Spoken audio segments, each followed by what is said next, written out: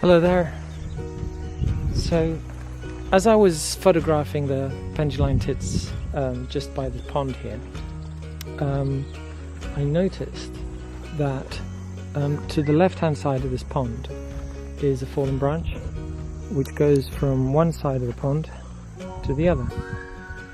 And then if you have a look around the side of it, where it comes out, where it drops onto the embankment, you can see this natural gap in the grasses there, which lead on from the post.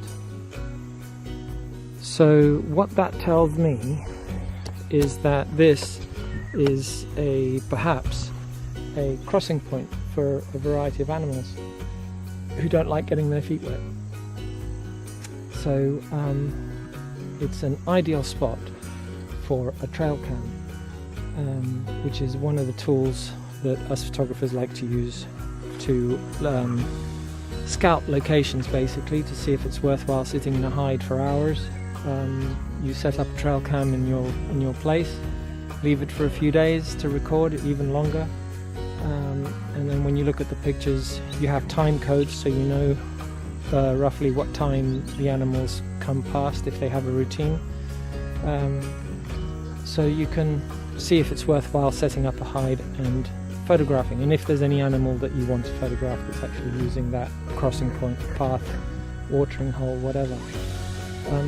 So what I've done is, the other problem before I go on is that, as you can see here, there is no tree or post from the path to set the trail cam on. So what I've done is I've cut a dead stick into a post and buried it into the mud bank here, and which you can see just around the corner here, and it's facing the pond and this fallen branch, and I've camouflaged it with some branches, not for the animals, but in case anybody should be passing and notice it and try to steal it. Hopefully they won't notice it. So the other point is the sensitivity at which to set your trail cam to. Now, in locations like this, the water's moving slightly, firstly, and secondly, there are tons of bugs and insects flying around. So you shouldn't have your sensitivity set up too high, because it'll just keep triggering the camera and you'll have dozens and dozens and dozens of videos or images with nothing on them but mosquitoes. So from medium to low sensitivity is what you want to set your trail cam to. And I'm going to leave that overnight. Unfortunately, I can't leave it any longer because I'm leaving tomorrow.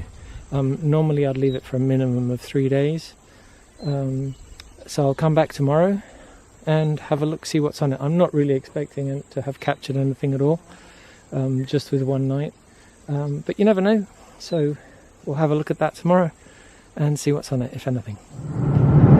So good morning. I'm off up to the little pond where I left the trail cam yesterday. Very curious to see if in one night it managed to capture anything at all. So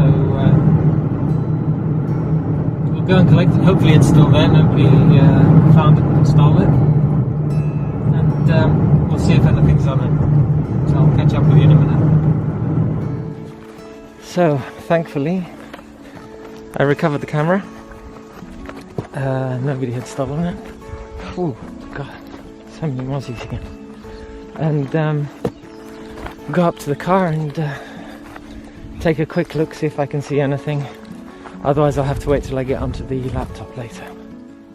It's difficult to tell on this small screen. I think I'm going to have to download it onto the laptop. Oh, I think it's a fox. I've got a fox. Could be a jackal. They look very big actually for a fox. That's really exciting. And that's the first one. Well, anyway, I'm going to have a look at these on the laptop, I think, because it's really difficult to see anything on the screen, so I'll be showing those to you in just a second.